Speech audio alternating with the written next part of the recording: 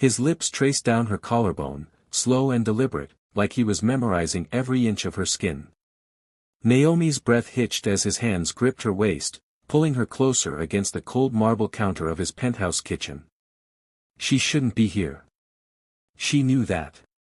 Every part of her brain screamed that this was wrong, dangerous, and absolutely insane.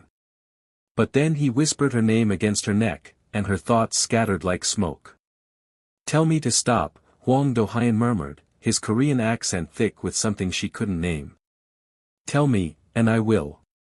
She didn't tell him to stop. Instead, she pulled him closer, her fingers curling into the fabric of his shirt, that expensive silk that probably cost more than 3 months of her rent.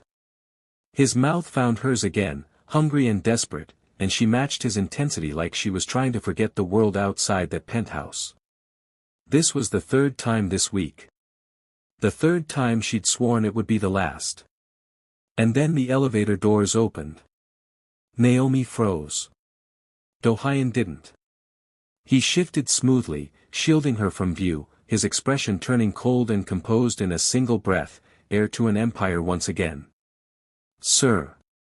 The assistant's voice was tight. "Urgent. The chairwoman is here. She's waiting in the main lobby. It's about finalizing the engagement announcement." The engagement.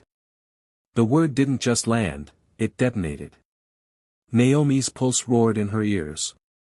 She searched his face for denial, for panic, for something. Instead, she found conflict. Dohyun stepped closer to her, lowering his voice. "It was arranged years ago," he said quietly. Before this. Before this." Downstairs, cameras were already being set up. The chairwoman had chosen the date. The year of the engagement contract was about to be announced publicly. And Naomi suddenly realized. She would always be a secret. If you want to know what he does next, subscribe and watch the full story on the channel.